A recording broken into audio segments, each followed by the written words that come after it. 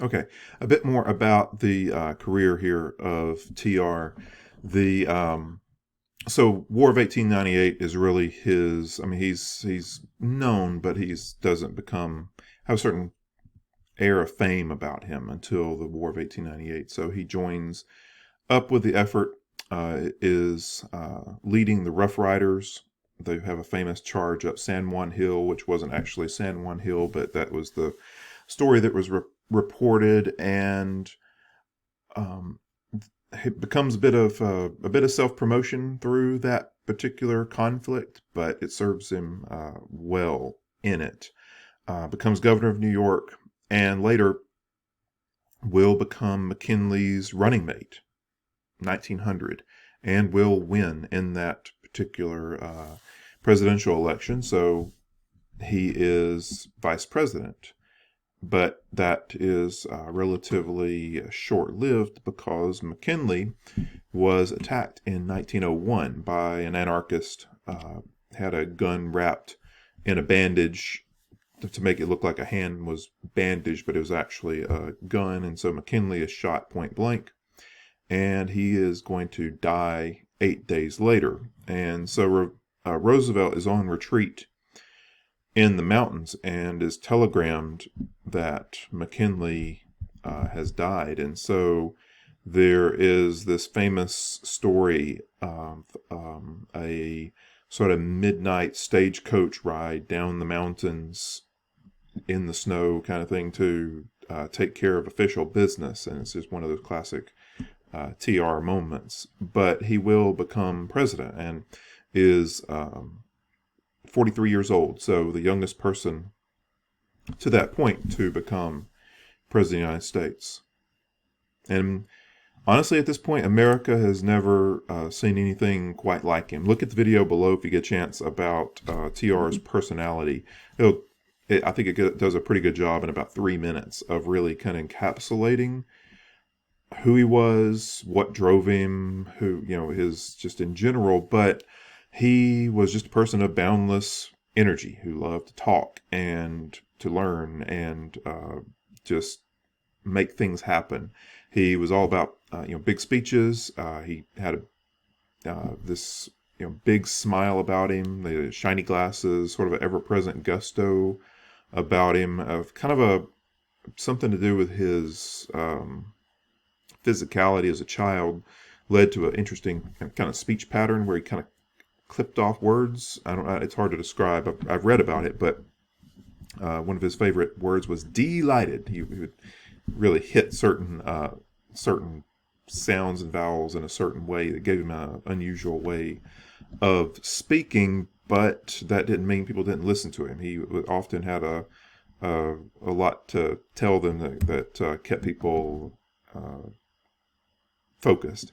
And he was a person of constant activity. He was known to drink about a gallon of coffee a day, and he would bound from room to room in the White House. And he had a sort of a voracious appetite for both food and because of his physical activity, but also was just constantly interested. Even as president, he continued to read constantly, and but it was also took the time to pursue his physical activity. So he boxed and got hurt in that, so he switched over to I believe it was judo and jiu-jitsu. There's a famous account here. So during March and April of 1904, Roosevelt practiced judo 3 hours at 3 afternoons a week, using the ground floor office in the White House as his workout space. Then, for the rest of the summer, he practiced occasionally. He stopped training during the elections, and there was no record showing that he resumed his studies afterward. His training partners included his sons, his private secretary, the Japanese naval attaché, Secretary of War William Howard Taft, who was a big fellow, so that would have been something for him to be tossing Taft around, and Secretary of the Interior Gifford Pinchot.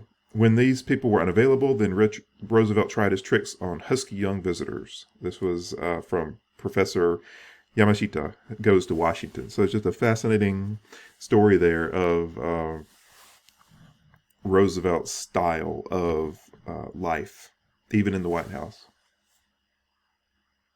sorry, you realize on video you should, even with I've washed my hands, but you realize when you're recording that you shouldn't be touching your face, but then you do it anyway, and it drives you a little bit crazy.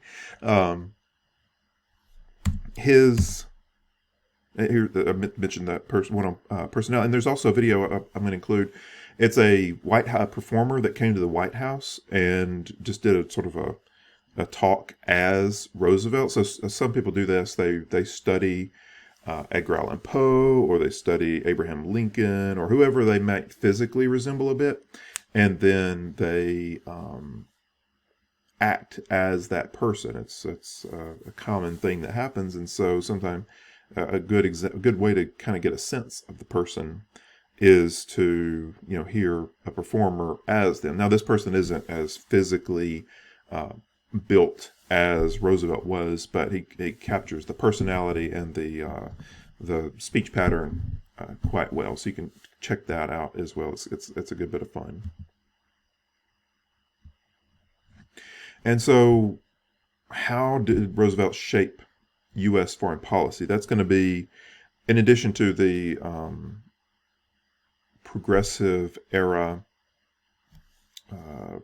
focus on monopolies and things like that. This is one of the areas that you're going to see Roosevelt making waves. Oh, and one other area, Roosevelt, as far as a 1800s into the early 1900s president, was actually pretty ahead of his time as far as race relations. He was known to have said that people should be judged on their skills and content, basically content of their character, rather than their skin color. He had Booker T. Washington come and dine with him at the White House. It was one of the first black invited guests at the White House, and caused a bit of an uproar in doing so. So he was pretty progressive on that front as well, though it didn't result in any policy, but as an example to the rest of the nation maybe. But the one way that he reshaped foreign policy, and this was not so much progressive as it was just TR's way of doing things, was that he enjoyed testing his visitors. He had a way of dealing with foreign diplomats, and he liked to go on hikes to, and it's some of my students may have heard this previously, but it's a story that's fun.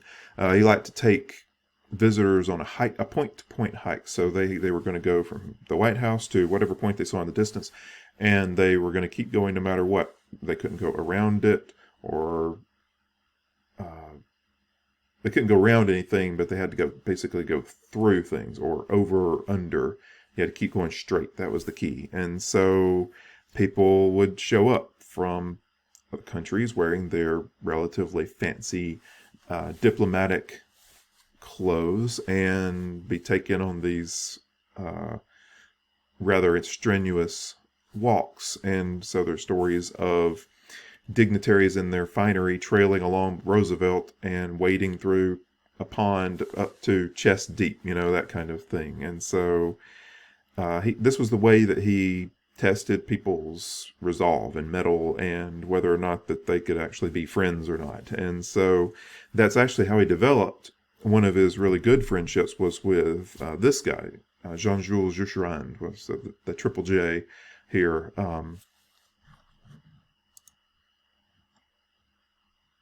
The story of their first hike together. Let me pull it over here so I can read a little bit of it. So this was a biographer of Roosevelt writing about this, saying that the diplomat showed up at the White House that day in an afternoon coat and a silk hat, imagining that Roosevelt's idea of a walk might be something of taking a stroll along the Tuileries or along the Champs-Élysées in Paris. Instead, TR appeared in knickerbockers, heavy boots, and a battered felt hat. With a few other hikers, the pair then embarked on a march out of the city and into the woods. Roosevelt hated to stay on trails and preferred point-to-point hiking and making his own route. Pretty soon, Jusserand's elegant attire was splattered with mud, but he nevertheless managed to keep up. As a boy, he had spent summers traipsing about the forest on the slopes in France, and was still in pretty good condition. And according to various accounts, at one point, the hikers arrived at Rock Creek, or another stream, and Roosevelt startled the Frenchman by stripping off his clothes, explaining that he wanted them to be dry when he got to the other side. The ambassador reluctantly followed Roosevelt's lead, and said, "I too, for the honor of France, removed my apparel, everything except my lavender kid gloves." And he later recalled, and he had to explain to a puzzled Roosevelt that the gloves would have staved off embarrassment if they should happen to meet ladies on the other side, and before they had the chance to put their clothes back on. Roosevelt was charmed by Jusserand's sense of humor as well as his toughness, and they embarked upon a close friendship, both personally and professionally. And as historians have noted, the French ambassador became one of the most important members of Roosevelt's tennis cabinet of informal advisors and confidants. He made a point of consulting Jusserand as if he were an honorary cabinet member, and told bewildered congressmen asking about him that he had taken the oath as the Secretary of State. So obviously he couldn't do that because he was a French ambassador, but he was joking, saying that he was an important person who he trusted to give good advice. And so it's interesting that, you'd have the cabinet, but TR also, had certain criteria for the people that he kept close. And so this was one of the ways, was to put them through a bit of a trial to see if they were worthy of his focus here.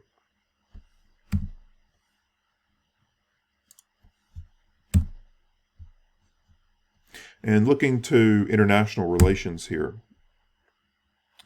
he is going to be using the presidency in a much more strong way, even more so than a lot of previous presidents who had been particularly strong, making sure that Hawaii would be developed as a territory, saying that we do not wish the region to be of large estates tilled by cheap labor. We wish a healthy American community of men who themselves till the farms they own, and that the legislation towards Hawaii should be focused in that direction.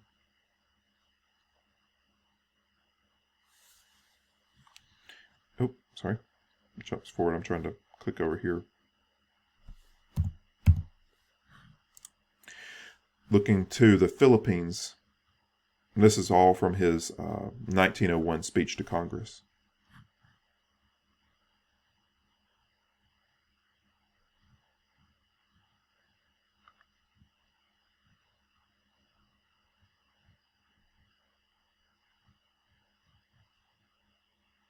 Basically, I was trying to make sure I cover the proper points here.